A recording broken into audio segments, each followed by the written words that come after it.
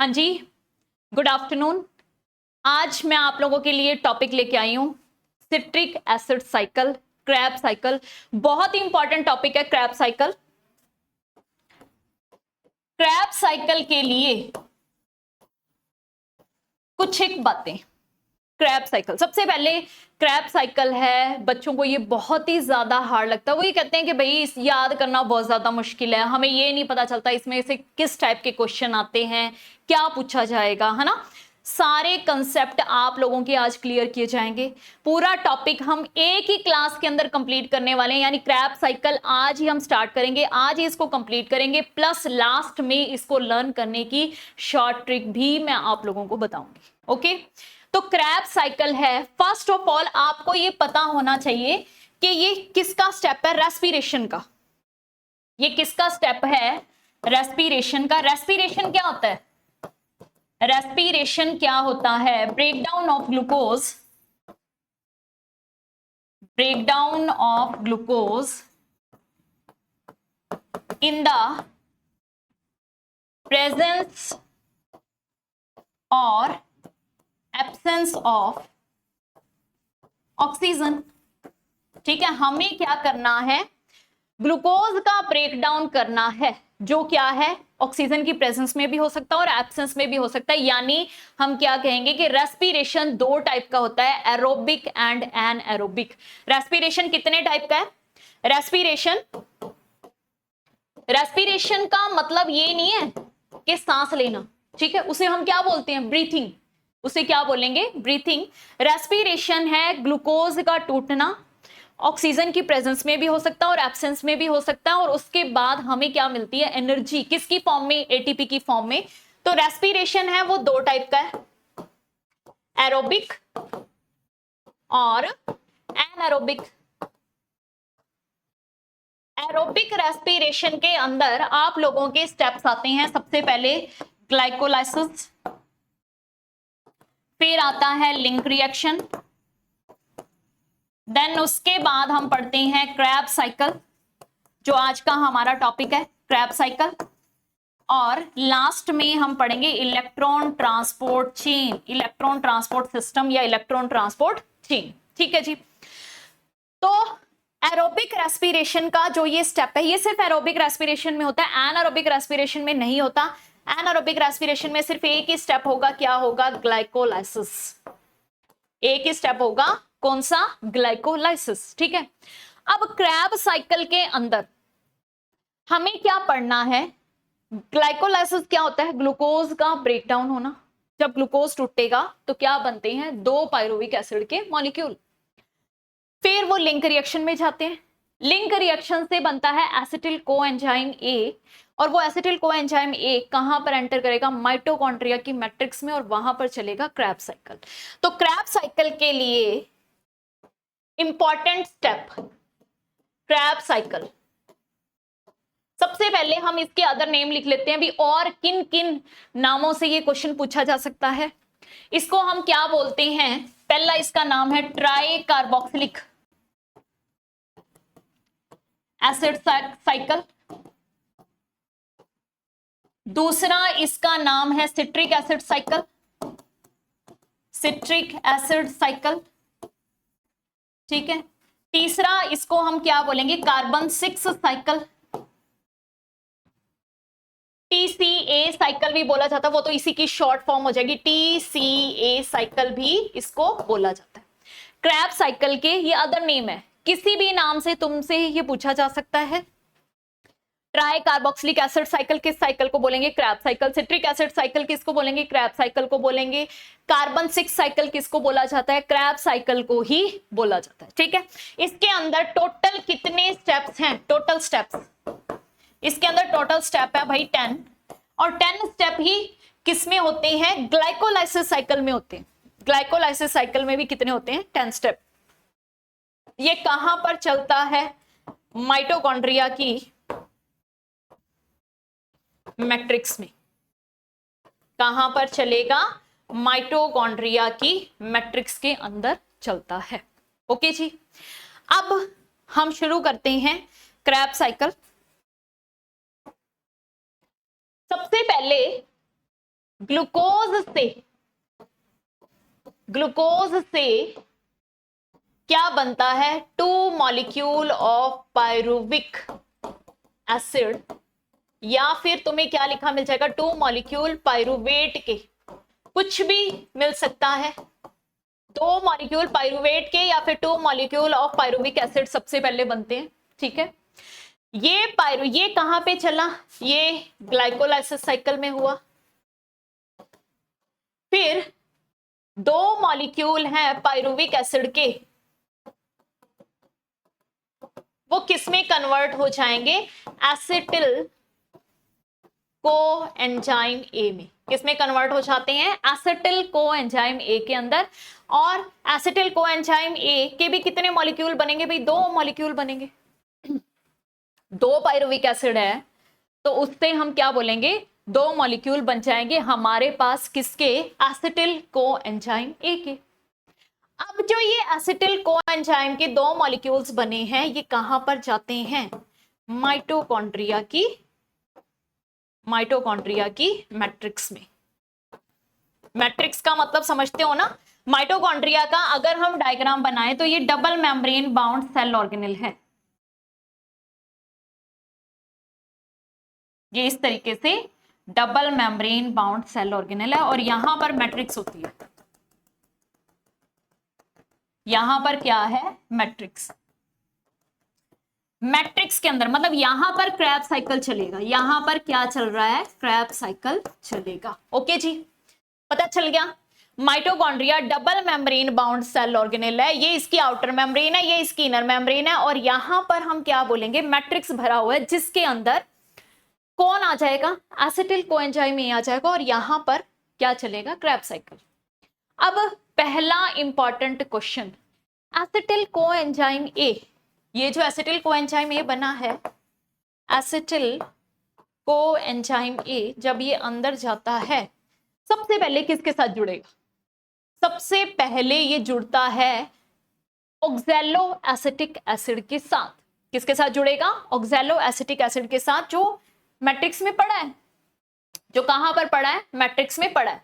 तो आप Krebs cycle draw करते हैं, ठीक है। सबसे पहले तुम क्या कहोगे? ऑक्सैलो एसिटिक एसिड कितने कार्बन वाला कंपाउंड होता है? 4 कार्बन। ऑक्सैलो एसिटिक एसिड के अंदर 4 कार्बन होते हैं। ऑक्सैलो एसिटिक एसिड है, उसके साथ कौन जुड़ जाएगा? एसिटिल को एंजाइम ए। इसके अंदर कितने कार्बन है? 2 कार्बन है। इसके अंदर कितने कार्बन है भाई? 2 कार्बन। तो 4 और 2 कितने हो गए? 6 हो गए। और पहला हमारे पास प्रोडक्ट बनेगा कौन सा? सिट्रिक एसिड, जिसके अंदर कितने कार्बन है? 6 कार्बन है। देखो 4 कार्बन यहां से आए, 2 कार्बन यहां से आए, 4 और 2 कितने हो गए? 6 हो गए। तो 6 कार्बन वाला कंपाउंड बन रहा है सिट्रिक एसिड। ये इसका फर्स्ट प्रोडक्ट है। ये इसका क्या है? First product. आपसे पूछ सकते हैं क्रैब साइकिल का फर्स्ट प्रोडक्ट क्या है? Citric acid. इसी वजह से इसको क्या बोलते हैं? Citric acid cycle. इसके अंदर कितने कार्बन है? 6 कार्बन है। इसी वजह से हम इसको क्या बोलते हैं? 6 कार्बन होने की वजह से ही इस साइकिल को हम C6 साइकिल भी बोल सकते हैं। कि कार्बन कितने हैं फर्स्ट प्रोडक्ट के अंदर? 6 हैं। इस वजह से हम इसको क्या बोलेंगे? C6 cycle. साथ साथ इसको ड्रॉ कर लो, साथ साथ ड्रॉ करते जाओ, ठीक है। यहां पर एक एंजाइम काम करेगा जिसका नाम क्या है? Citrate synthetase. यहां पर एंजाइम काम करेगा। ये दोनों तो आपस में जुड़ रहे हैं, है ना। यहां पर एंजाइम काम करेगा सिट्रेट सिंथेटेज। Citrate synthetase. पहला स्टेप समझ में आ गया बेटा। ऑक्सैलो एसिटिक एसिड किसके साथ जुड़ रहा है? एसिटिल कोएंजाइम ए के साथ जुड़ रहा है, और फर्स्ट प्रोडक्ट बन रहा है क्या? Citric acid. ये रिएक्शन जब हो रही है तो किस एंजाइम की प्रेजेंस में हो रही है? Citrate synthetase. किस एंजाइम की प्रेजेंस में हो रही है? Citrate synthetase. ठीक है जी। अब सिट्रिक एसिड से क्या बनेगा? सिट्रिक एसिड से बनेगा अकोनिटिक एसिड। अकोनिटिक एसिड से क्या बनेगा? आइसोसिट्रेट। ठीक है, आइसोसिट्रेट से क्या बनेगा? Oxalo succinyl.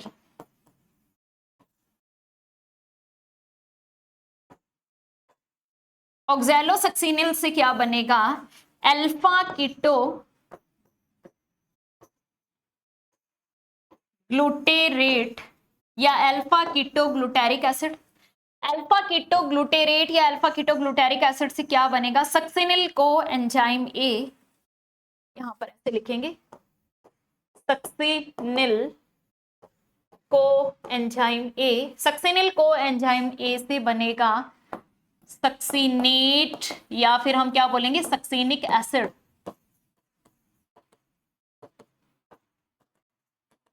सक्सीनिक एसिड से क्या बनेगा? Fumaric acid. फ्यूमेरिक एसिड से क्या बनेगा? Malic acid. और मैलिक एसिड से क्या बनेगा? Oxalo acetic acid.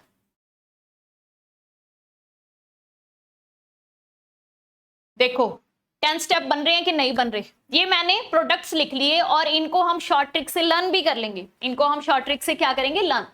यहां पे ध्यान से देखो, ये पहला स्टेप है, ये दूसरा स्टेप है, तीसरा, चौथा, पांचवा, छठा, सातवां, आठवां, नौवां और 10 स्टेप हो गए भाई, 10 स्टेप हो गए। ठीक है, ये आपने सिट्रिक एसिड साइकिल है, इसको ड्रॉ कर लिया। देखो सबसे पहले यहां से शुरू करेंगे। ऑक्सैलो एसिटिक एसिड के साथ एसिटिल कोएंजाइम ए ने रिएक्शन की तो फर्स्ट प्रोडक्ट बना सिट्रिक एसिड। सिट्रिक एसिड से क्या बना? अकोनिटिक एसिड। अकोनिटिक एसिड से क्या बना? आइसोसिट्रेट। आइसोसिट्रेट से क्या बना? Oxalo succinyl. ऑक्सैलो सक्सिनिल से बना alpha keto glutarate. Alpha keto glutarate से क्या बना? सक्सिनिल को एंजाइम ए। सक्सिनिल को एंजाइम ए से क्या बन रहा है? सक्सिनेट। सक्सिनेट से क्या बना? Fumaric acid. फ्यूमेरिक एसिड से क्या बना? Malic acid. और मैलिक एसिड से फिर से क्या बन रहा है? Oxalo acetic acid. 10 step complete हो रहे हैं। ठीक है, अब इनकी शॉर्ट ट्रिक भी हम यहीं पर ही लिख लेते हैं। ठीक है, ड्रॉ कर लिया, सबने ड्रॉ कर लिया। इसकी शॉर्ट ट्रिक भी यहीं पे मैं बता रही हूं।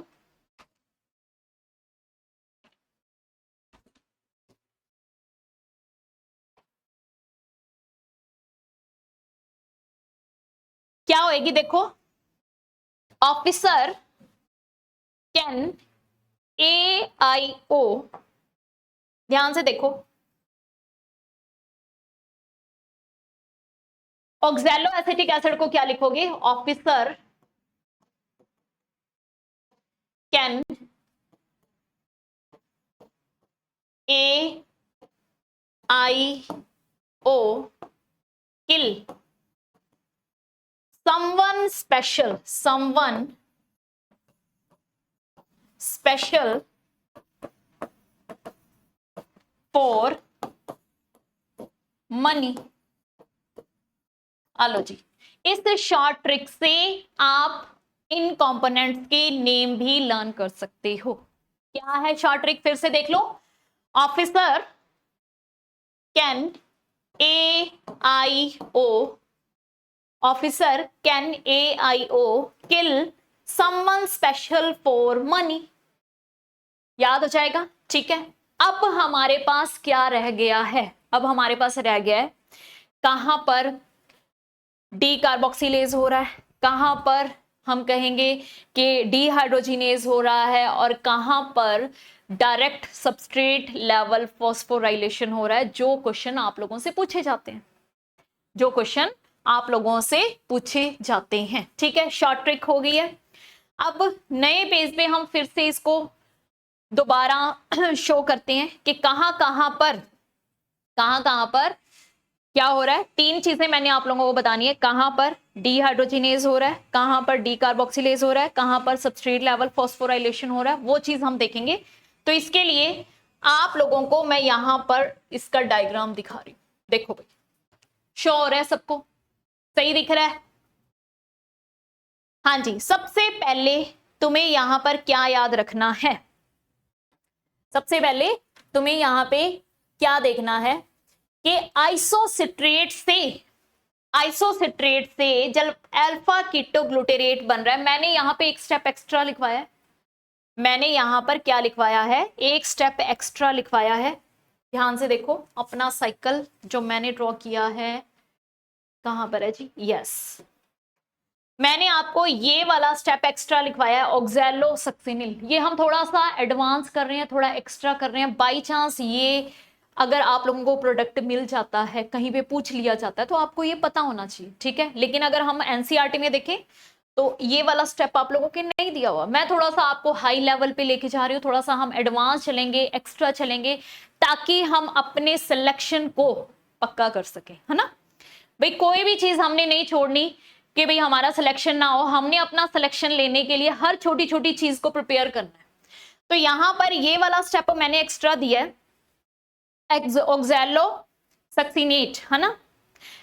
अब अगर ये वाला स्टेप दिया तो आप क्या बोलोगे, आइसोसिट्रेट से जब ऑक्सैलोसक्सिनेट बनेगा तब यहां पर डीहाइड्रोजिनेज होएगा। डीहाइड्रोजिनेज का मतलब क्या होता है, हाइड्रोजन निकलेगी, यानी NAD से क्या बन जाएगा, NADH2, डीहाइड्रोजिनेशन हो रहा है, डीहाइड्रोजिनेशन यानी हाइड्रोजन निकल रही है, तो हाइड्रोजन NAD से NADH2 में कन्वर्ट हो गया, ठीक है। NAD के साथ क्या जुड़ गया, H2 जुड़ गया और क्या बन गया, NADH2 बन गया।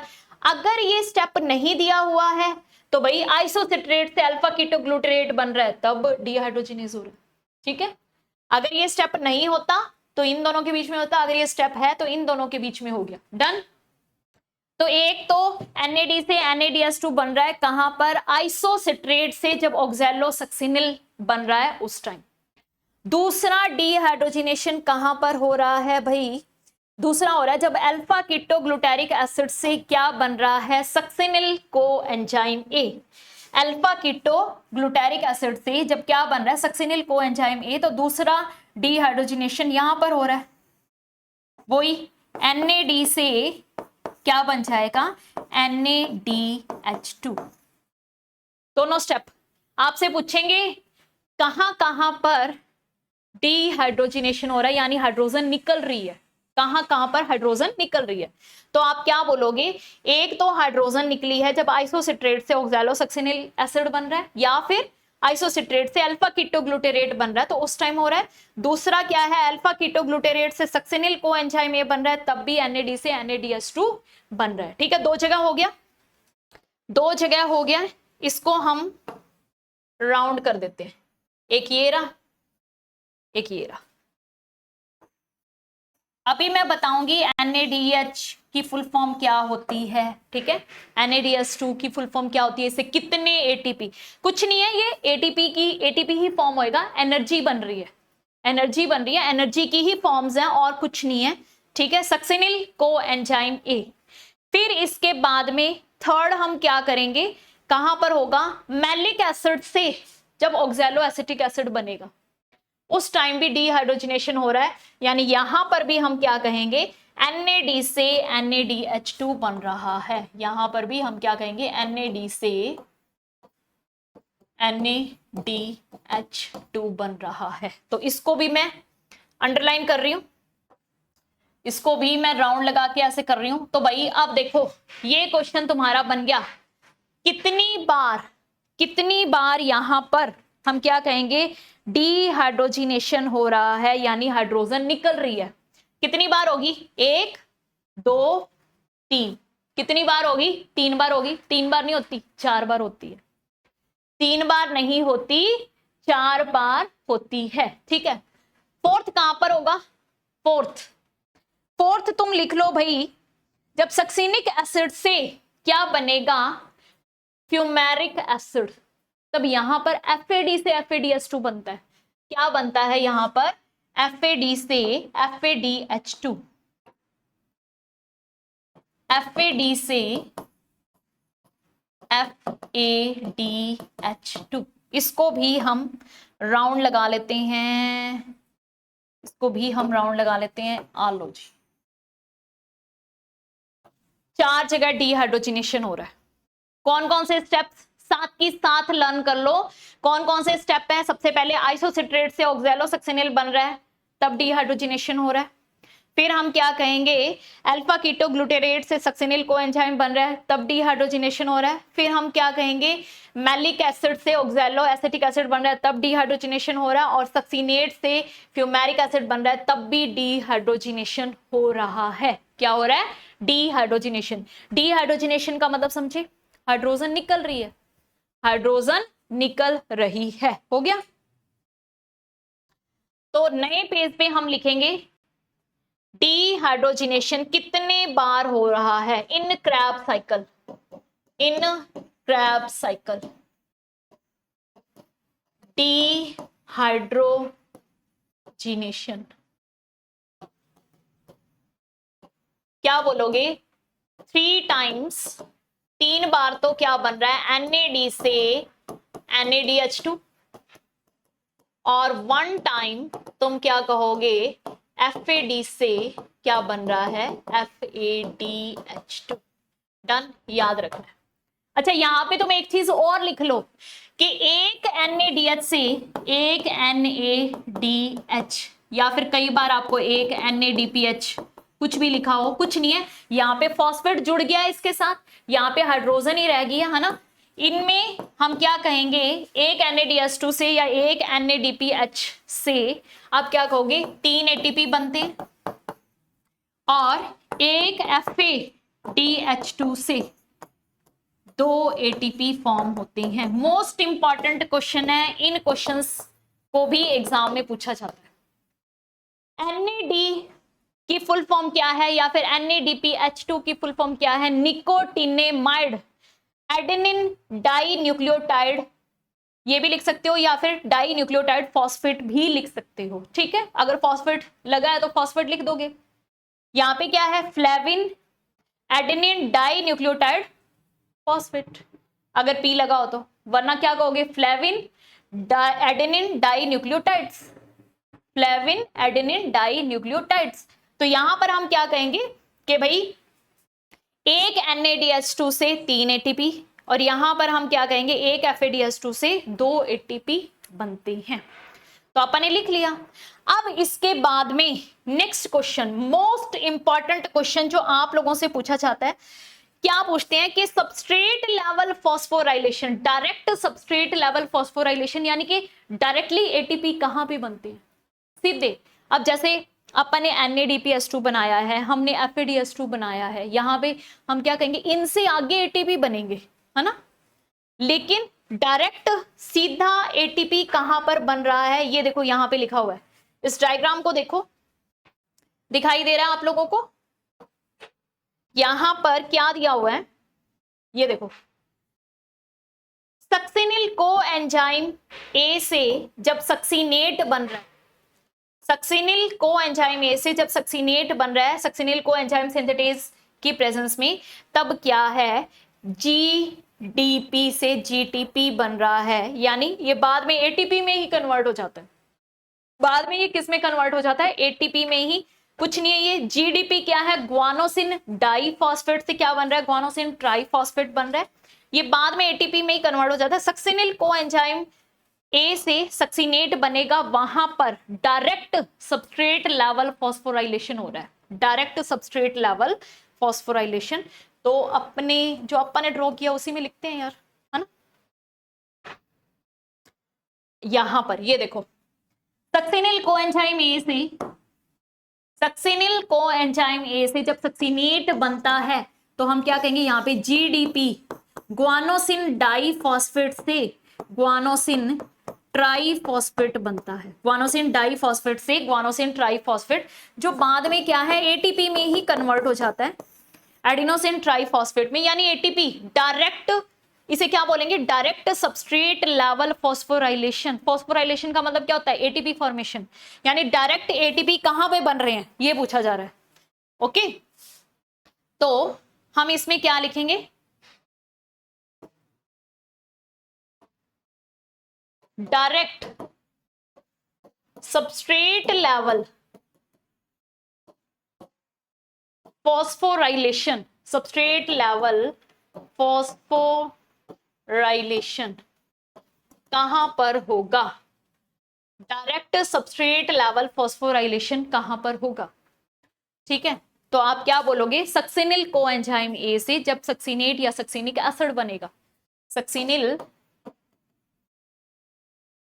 कोएंजाइम ए से क्या बन रहा है, सक्सिनेट या फिर सक्सिनिक एसिड, उस time direct substrate level phosphorylation होता है, यानी जीडीपी से क्या बन रहा है, जीटीपी, जो बाद में किस में कन्वर्ट हो जाएगा, एटीपी में, बाद में किस में कन्वर्ट हो जाएगा, एटीपी में। ओके जी, तो आपका यहां पर डीहाइड्रोजनेशन भी हो गया, डायरेक्ट सबस्ट्रेट लेवल फॉस्फोराइलेशन भी हो गया, अब रह गया डी कार्बोक्सिलेशन। डी कार्बोक्सिलेशन होगा भाई दो जगह पे, डी कार्बोक्सिलेशन। डी कार्बोक्सिलेशन का मतलब क्या है, कार्बन निकलेगी यानी CO2।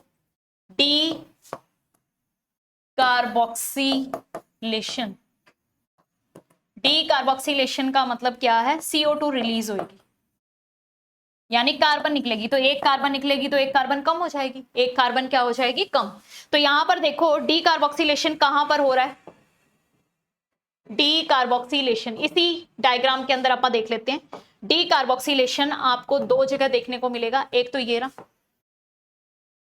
आइसोसिट्रेट से जब अल्फा कीटो ग्लूटारिक एसिड बन रहा है, और एक बिल्कुल साथ में है दोनों, ये चीज याद रखना, और अल्फा कीटो ग्लूटारेट से सक्सिनिल कोएंजाइम ए बन रहा है, तो CO2 यहां पर भी रिलीज हो रहा है। अब देखो ये 6 कार्बन वाला है, ये 5 कार्बन हो जाएगा क्योंकि एक कार्बन निकल गई, और ये क्या है, 4 कार्बन वाला हो जाएगा।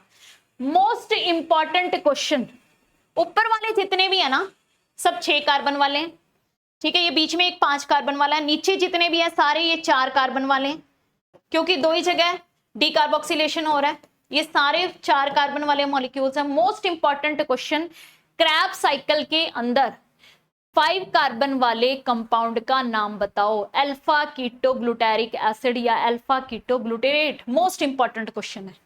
एक ही कंपाउंड होता है, एक ही कंपाउंड होगा, ठीक है, तो उसका नाम लिख लोगे तुम, इंपॉर्टेंट लगा के लिख लो, क्या लिखोगे, इन क्रैब साइकिल 5 कार्बन कंपाउंड का नाम, अल्फा कीटो ग्लूटारेट या फिर क्या बोलोगे, अल्फा कीटो ग्लूटारिक एसिड, कुछ भी तुम कह सकते हो, ठीक है, कोई भी तुम नाम ले सकते हो, अल्फा कीटो ग्लूटारेट या alpha keto glutaric acid. Done है। अब इसके अंदर दो चीजें रह गई हैं, एक तो सारे एंजाइम्स, दूसरा इससे हमें कितनी एनर्जी मिलेगी, कितने एटीपीज मिलेंगे, वो सारा हम यहां पर लिखेंगे। सबसे पहले एंजाइम्स हैं वो आप यहां से लर्न कर लेंगे बेटा,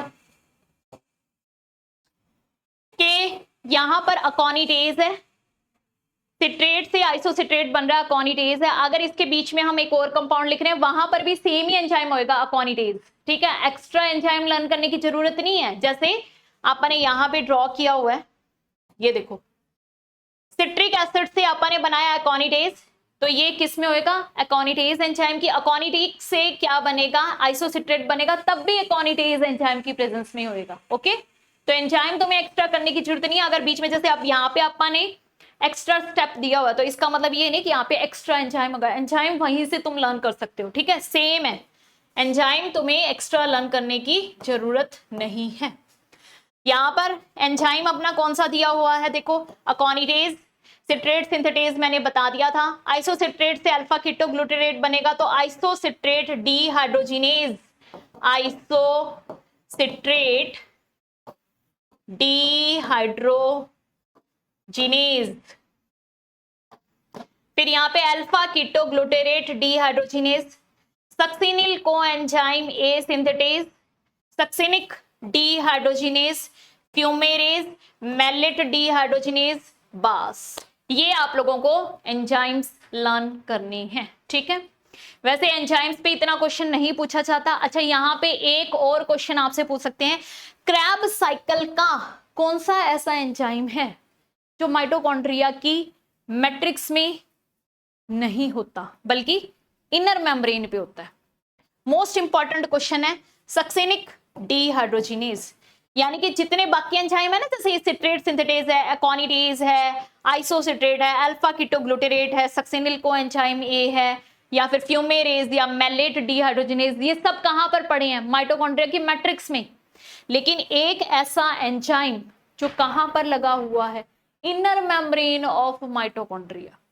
कहां पे लगा हुआ है? सक्सेनिक डीहाइड्रोजिनेज कहां पर लगा हुआ है? सक्सेनिक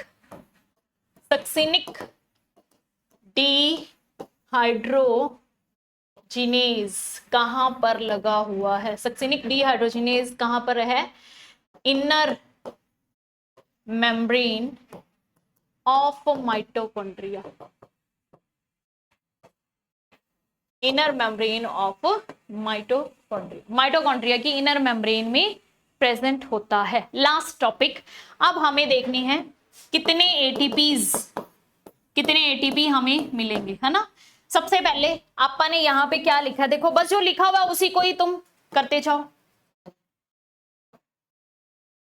कितनी बार? 3 बार NADH2 बना, ठीक है। एक बार क्या है? FADH2 बना। तो लिख लो, इसको लिख लो फटाफट से। 3 NADH2, 1 FADH2 और एक क्या है? सबस्ट्रेट लेवल फॉस्फोराइलेशन, यानी 1 GTP, जो बाद में किस में कन्वर्ट हो जाएगा? ATP में कन्वर्ट हो जाएगा। अब इससे देखो तुम, 3 NADH2 है, एक से हमें 3 ATP मिल रहे हैं, तो 3 से 6, 3 3 9 ATP। यहां पर इससे 2 मिलते हैं, 2 ATP। इससे क्या मिलेगा? 1 ATP। टोटल कितने ATP हो गए? 1 cycle of Krebs cycle, 1 turn off Krebs cycle. 1 cycle of Krebs cycle या फिर 1 टर्न ऑफ क्रैब साइकिल में कितने ATP है? 9 10 11 12 ATP मिल रहे हैं। कितने ATP? 12 ATP। अब ये हमने एक एसिटिल कोएंजाइम ए का किया है। तुम्हें ध्यान है जब हमने स्टार्टिंग में किया था, स्टार्टिंग में हमने क्या पढ़ा? स्टार्टिंग में हमने ये पढ़ा कि भाई ग्लूकोज के ब्रेकडाउन से 2 पायरुविक एसिड बनते हैं और 2 एसिटिल कोएंजाइम ए बनते हैं। हमने तो एक एसिटिल कोएंजाइम ए को तोड़ा है ना, अब दूसरे को भी तोड़ेंगे। यानी कि हम क्या कहेंगे? एक ग्लूकोज मॉलिक्यूल के ब्रेकडाउन में क्रैब साइकिल है वो 2 बार चलेगा भाई। 2 बार क्यों चलेगा? क्योंकि 2 पायरुविक एसिड है, 2 एसिटिल कोएंजाइम ए है, तो सिंपल सी बात है 2 बार ही क्रैब साइकिल चलाना पड़ेगा, तभी तो सारा ब्रेकडाउन अच्छे से होएगा। तो 2 बार क्रैब साइकिल चलेगा। कितनी बार चलेगा? 2 बार क्रैब साइकिल चलेगा। एक क्रैब साइकिल का हमने ATP लिख लिया, तो 2 क्रैब साइकिल का अगर हमें बताना है तो 12 को 2 से गुना कर दो भाई, टोटल ATP कितने मिलेंगे? 24, ठीक है।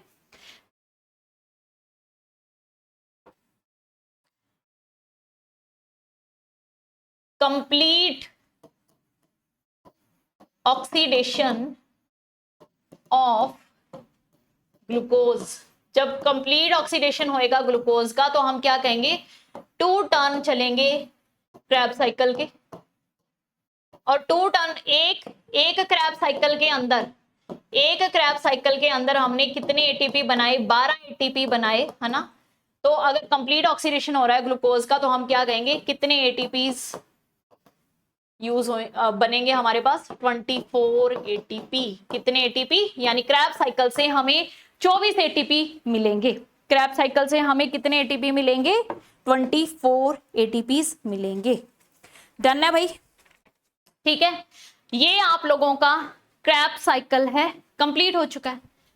नेक्स्ट क्लास में हम नेक्स्ट टॉपिक के साथ फिर मिलेंगे। ओके।